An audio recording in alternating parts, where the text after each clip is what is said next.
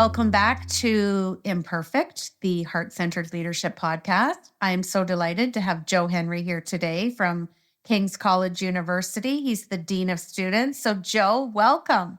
Hi, Deb. Thanks so much for having me on. I'm really excited to be in here today and talk a little bit about my leadership journey and engage with you about some of that. I'm just so pleased that you asked me to be part of it. So thank you so much. Well, I said when I met you a year and a bit ago, you give me vibes of my Uncle Ed, who's no longer here.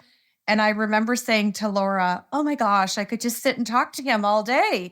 You have that quiet, approachable presence. And even when I first met you and sat in your office, so being compared to him pretty high. So just so you know, you're already in an esteemed position in my mind and my heart because I loved him dearly. So thanks so much. I'll try to keep on remember that. What would Uncle Ed do? I'll have to keep that in my. He was in academia too, which is fun, right? Yeah. Like he was a teacher. He loved art. He coached teams, and he was just that all around teacher that the kids love to go to. And I know that's very much a real presence for you up at King's. So I'm going to ask you, welcome to season 5, by the way. I pinched myself that we've been doing this for 5 seasons and 5 years and so many amazing leaders all over the globe. But start by sharing with our listeners a little bit about who Joe Henry is and a little bit about your position and maybe something that you love about it. Yeah, well, it's kind of been a winding path. Everyone thinks your career kind of profession or your how you move along a path is kind of linear. I don't think it's ever linear. I think it's stops and starts and a roundabout. And so yeah, I'm the Dean of Students here at King's. I've been here. Actually, it's coming. I'm in my 10th year. It was my 9th year anniversary on Saturday that I've been around King's and supporting our students and the experience of our students here at King's as a university. So really, I've enjoyed that time. Prior to that, I was the Associate Dean for Students and Student Success at Sheridan College, which is in the Oakville kind of GTA, West End GTA, and very much enjoyed that. But really started my career in post-secondary as an advisor for students with disabilities. It's a space where I kind of really landed and really started to feel comfortable in terms of problem solving and looking at how we could best accommodate individual differences. And those, to some extent, some people with disabilities were put on the margins by society. And how do we make workplaces and organizations and schools more inclusive? So that really has driven a lot of my leadership journey, is that first experience being an advisor for students with disabilities and listening to them about their stories, and then taking those stories to say, okay, how can we build upon that to build better places and think about how do we include more people in that journey so that people feel supported, but also how they can make a difference. And I think from a standpoint of the work we've done, certainly here at King's, but certainly in the time frame that I've been in my career, I've really been using that grounding point as a starting point, as a frontline advisor for students with disabilities, as a way to kind of frame my work. And I use that frame in a lot of different areas in terms of working with staff, working with students, working with faculty, is how can we include more people in the discussion as opposed to excluding? And that's the frame of reference that I always use. I love that. And I align with you. I spent over 20 years as a neurotrauma case manager and working with both children, young adults with disabilities, whether it was developmental or acquired. And they still to this day have a special place in my heart. I still hear from some of the children that I looked after that were, early school educational age, and now they're all grown up and post-secondary. And you just know that you had a little piece in their journey. Yeah. And I can see all the transferable skills that you bring into your role that you have right now. So that's beautiful. It's it's always a big great that my biggest is see him walk across the stage at convocation and say, yes, wow, well, look at the success here. And so that's, my success is their success. It's not and if we can play a little part in that, that's great. Absolutely. I love that. Yeah. All right. I'm going to dig into some leadership questions with you here.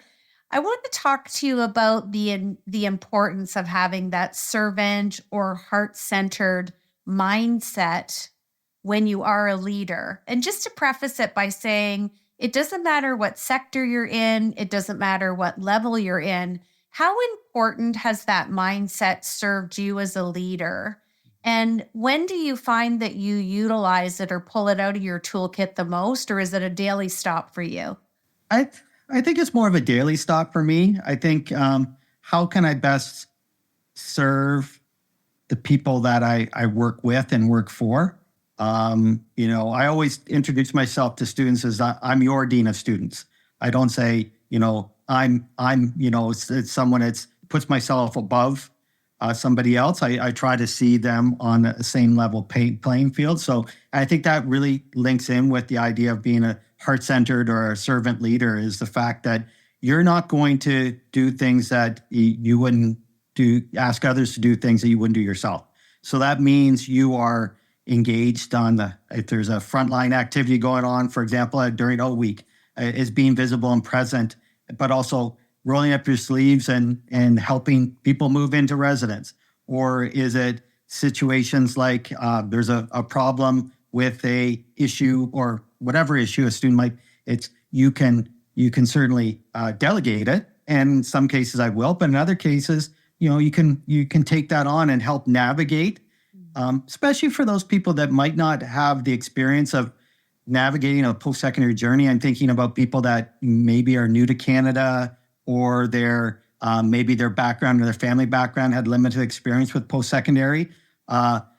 Trying to navigate the hidden curriculum of the place can be challenging and daunting at times. So I always try to say, how can I involve myself in this situation to the extent that I can? Obviously, there's sometimes privacy, confidentiality things that play into it, but in many cases, it's just that helping hand to get them to the next space, and that sort of warm handoff, instead of, oh, you just need to go talk to that person. Why don't you just walk them there? Have a conversation along the way. Learn a little bit about them. Where are they coming from? What is what's their experience prior to?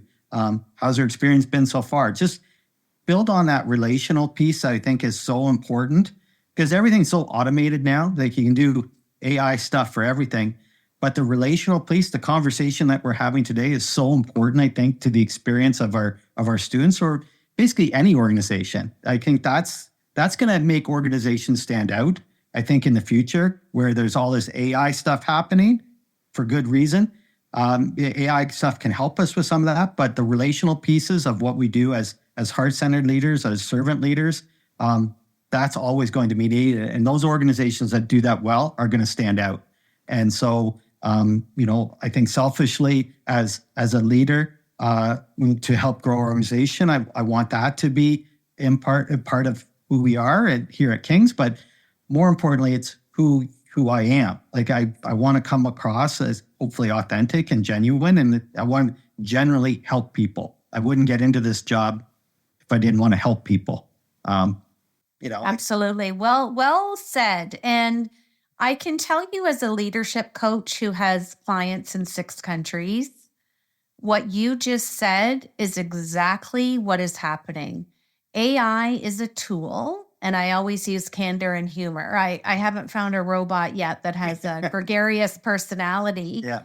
We're still going to need human beings to execute the AI tool. Mm-hmm.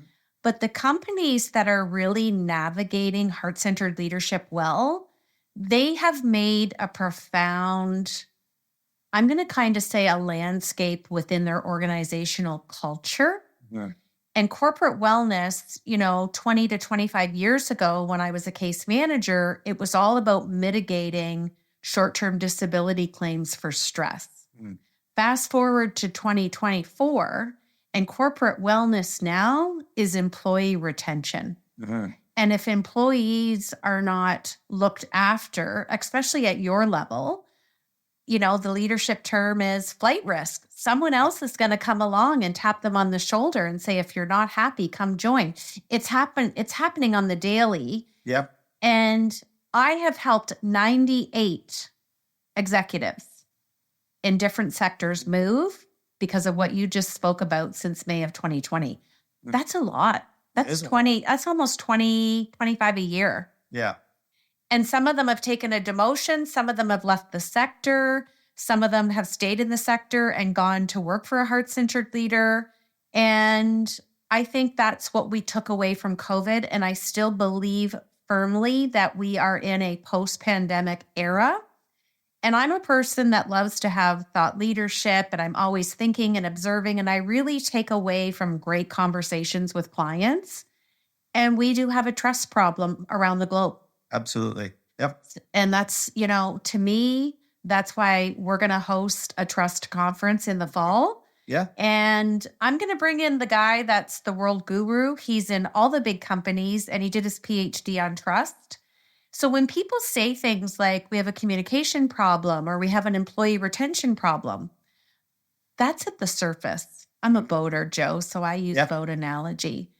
The anchor is trust. Absolutely. Yeah. And so just know that, it doesn't matter what sector you're in, what city, what level of leadership, we really have a visceral trust problem around the globe. And I look forward to exploring this more. Mm-hmm. And I'm certainly a lifelong learner, as I know you are. So it leads nice into my next question. This question has permanent residency on the show. I've asked, I don't even know, I'm going to say close to 300 people, leaders. What imperfections does Joe Henry bring to his role as Dean of Students? Well, it's certainly from a standpoint is I can always get better. I know that I'm not perfect. I don't think anyone is perfect. No. I think we strive for perfection. I think it was Vince Lombardi said this. I think you strive for perfection and you get excellence. Yeah. So you always try to say, you want to be perfect. You want to have that perfect, orientation day. You want to have that perfect convocation day. You want to have that perfect wedding day. All those things, whether it's personal or professional. But you can strive for perfection. You're never going to have it because you're always going to see the little things. I see the little things, and then my staff also see little things. Students may not see it, but we see it. Or the students may talk about what they would have liked, but we didn't see it. So that there's going to be a mismatch at times. But as long as we can strive for perfection, we can be excellent. We can provide excellent service. You can provide excellent support to individuals. You can, go that extra mile when you don't have to go that extra mile. I think those little things do matter. So paying attention to little things that from time to time, I can't say I always see all the little things. There's lots of things that they don't let me make aesthetic decisions in my office or anything because I don't really do decoration really well. I know that I have my limits there. Even at home, there's probably limits to what I see. So, I continually every day I know I probably could done something a little bit differently, or I could have been a little bit more, maybe open to something a little bit different. But at the end of the day, if I have more wins in my column than losses, that's excellence to me. And Absolutely. So I just kind of live by that mindset. And we can always get better. We can always improve. And I think that's how I hopefully the students feel that. Hopefully the people I work with feel that. And hopefully what they see is what they get, knowing that you have an imperfect person in front of you. Yeah. And I always love talking about imperfection when I'm teaching my students at Fanshawe. And I'm like, I would rather you try with your thought leadership and have the ability to fail forward so then we can pick each other back up, have a great conversation, convert it to a learning opportunity than to not try at all because you're afraid. Yeah. Well, I also, is another side of my life. I teach part-time at Fanshawe as well in the academic upgrading program, in the ACE program, where students are, obviously getting them back up to speed and thinking about their future state, but they need to kind of get their fundamentals set. And so impressed with this group. We're taking risks, and we're just finishing up the semester or the term right now. And I'm seeing the growth from 8, 9 weeks ago to now and what they've achieved. And a lot of them coming in a little bit nervous about having to write something or having to present something. Well, boy, that really keeps you inspired to see. You hear a little bit about their stories coming in and some of the barriers they've had to now, which is so exciting to see. So, it is about that. He's seeing that growth piece. It's, certainly I don't see perfection, but I see that growth mindset is so important to that whole activity, is that I can get better, I can do better, I can strive for that high bar. And I think that's a message we want to send to everybody. My Uncle Ed used to say, the teacher appears when the student is ready. Yep. And that program's phenomenal. And it's the same in the micro credentials. I have them for 3 hours a week for a 5 leadership series, 5 micro credentials. And they learn more about themselves to put in their leadership toolkit, which is really what leadership is all about. When we can manage that inner leader and up level our self-awareness, it's not about us, but it's an ongoing journey, like you said. And the more we can navigate, the better we are and the more we learn. Yeah. Okay. Yep. Yeah. Let me share my third question for you. I know that you think and feel that storytelling is a big intrinsic motivator for leadership. How do you use it in your life, and how does that transfer into your leadership role? Because you've read my book, by the way. Yep. Thank you so much for your comments. Right here in front of me. I have it right here. That's great. Life shows up at work. Yep. It does. And work shows up in our life. So how can you bring that beautiful modality of storytelling from your life into leadership and really keep it heart-centered in the forefront? There's so many great stories that I get exposed to with students and staff and what have you, and faculty that I work with. They get to hear a little bit about their journeys and where they were from or what they've done. One that comes to mind, when I was working at Sheridan College back in the day, we were working with a team of individuals trying to define the idea of student success. What does student success look like? And what is the impact? What do the impact of different staff or different faculty have on student success? And they were doing interviews with different stakeholders around the college. And this included people from physical plant. One of the stories that were told was by one of the workers who were cleaning the classroom. And cleaning the classroom is, obviously, you're emptying the garbage, making sure that the tables are all bright and what have you. But she took it to a next level. She saw her job related to student success because she cleans because students learn here. So those sorts of stories, the fact that you connect your job to something bigger. You can connect your ideas of what you are, no matter how big or how small, that you can connect those ideas to something bigger than yourself. And I think that's an important part of helping people get engaged is using those stories to say, listen, you may think that what you're doing doesn't have an impact, but it does.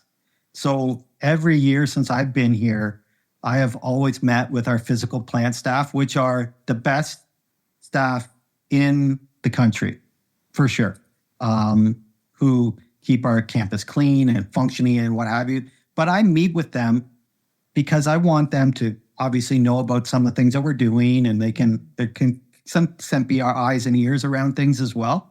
But I see it more as a value proposition piece to them to say, listen, you are valued for the work that you're doing, and know that I value it.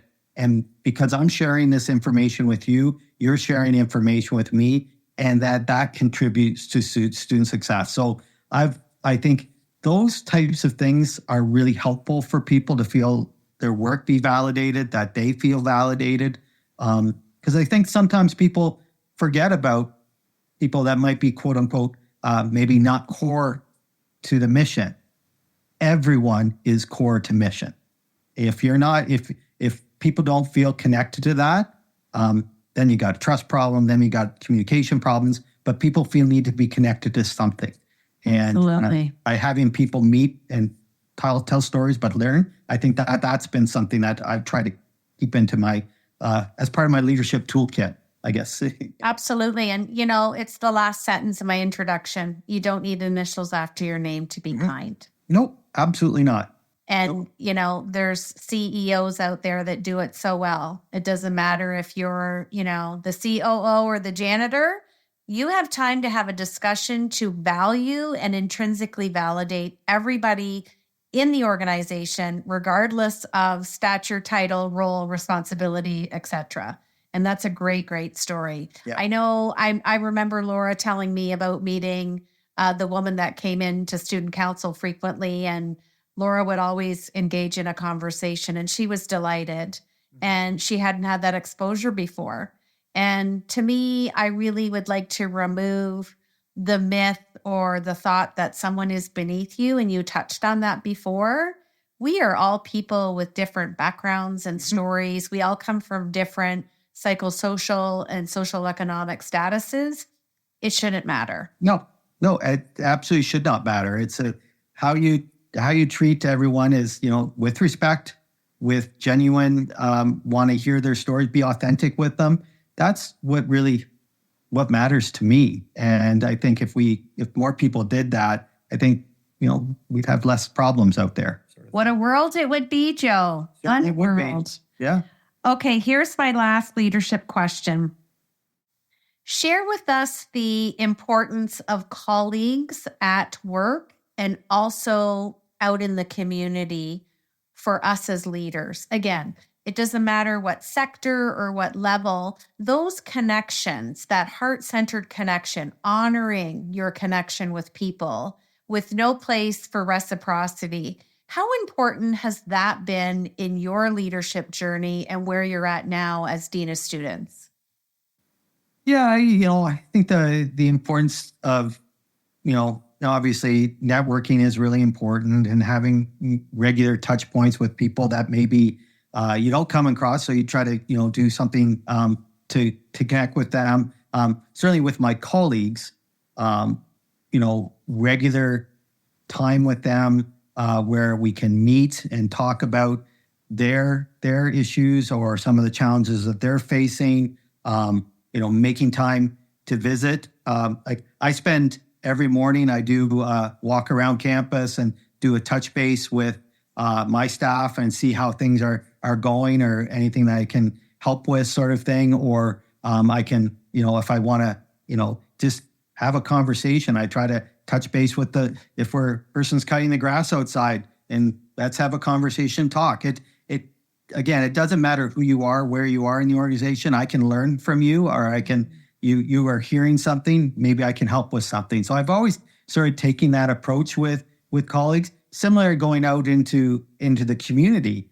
How can I help the community? How can I use my skills to best help the community? So I sit on the board of directors of Changing Ways, which is an organization dedicated to really changing the channel on gender-based sexual violence, and specifically addressing issues around harm that male-identifying individuals perpetrate in society. But broadly speaking, they're really focused on changing the narrative, and so around that really important topic. So I'm trying to take my experience that I use here and connect it up to the experience here at King's, to the experience with Changing Ways, and really helping advance shared goals and objectives. So we have a young population that needs more education and training and support around gender-based sexual violence. I work with Changing Ways to maybe bring that to campus. So in this past year, we had a seminar with the mayor and several other leaders from across the city, talking about what men can do to impact gender-based sexual violence. So it's using those opportunities to use your skills, but cross those boundaries and to make a difference. And I think that's when I've been trying try to be somewhat intentional around that in terms of working. But it goes from that said, what can I do to help? So everywhere is threaded through, what can I do to help in this situation? And I'm not actually looking for anything in return.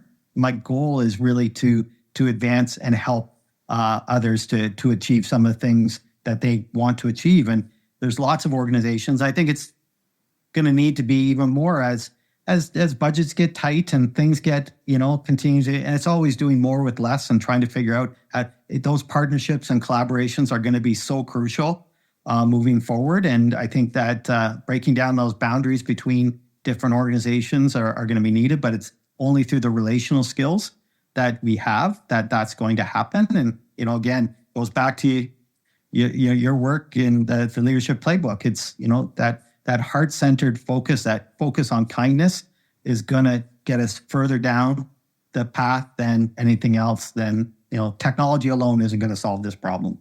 Absolutely. And for your world, you look at what's happening around the globe. I mean, the population's getting smaller. People aren't having kids, or they're having less kids. And the baby boomers are now our biggest demographic on a global level. People are living longer. There's just so many variables. It's going to be interesting to see in the next decade where the academic sector goes, especially post-secondary.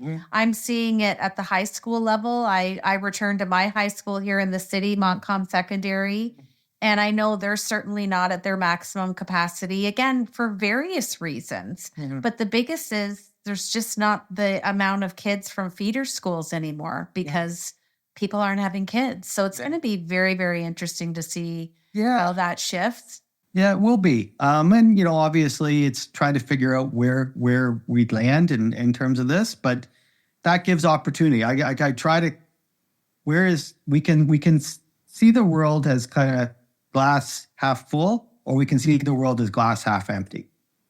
I kind of like to see the glass as half full. And there's so much more opportunity. And sometimes we get bogged down in the stuff, but big picture, let's think about how do we solve problems together? How do we work together? And, absolutely. The partnership and collaboration is absolutely. It's foundational, and it's not the future, it's now, and it's happening. And I love it. Okay. I'm going to pivot to my Fab Four. Fab Four. No thinking, just what's on the top of that brilliant mind. I don't know. All right. Here's my first question. What's one practical tip you'd give our listeners for embracing heart-centered leadership into their daily lives? Listening. Listen to the people you work with. Listen to the people you work for. Trust those. What you're saying is true. Obviously, may not be always based in certain fact, but that is their perspective on that. And how do you then dialogue and actively listen to what they're saying so that you can advance a conversation? So if you can't listen, you can't learn. And so I think that's a critical part of the process that people need to incorporate into their leadership playbook. Listen first, act later. I think that should be a new Joe Henry quote. Oh, maybe we can put that. You can't listen, you can't learn. I think we're going to grab that one out as a highlight for sure. Okay, second question. If your leadership style had a theme song, what would it be? Jeez. Well, I'm a big Friends fan. So, I guess maybe we'll go from there is I'll be there for you, I love that. I can see that for you, Joe. When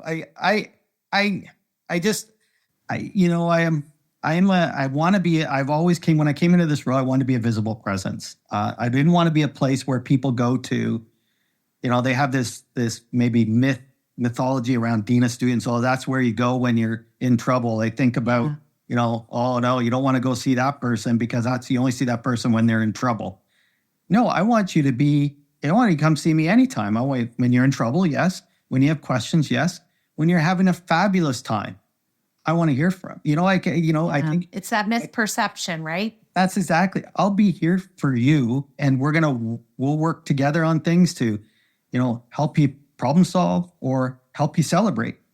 Because It's lovely. that's one thing I like to do is celebrate too. I love like when, again, people crossing the stage at convocation. We're going to be having that in a week, couple weeks, and people will be crossing across, and it's always great to see that. And I can't wait to celebrate with our students and their success. And it's just going to be fabulous.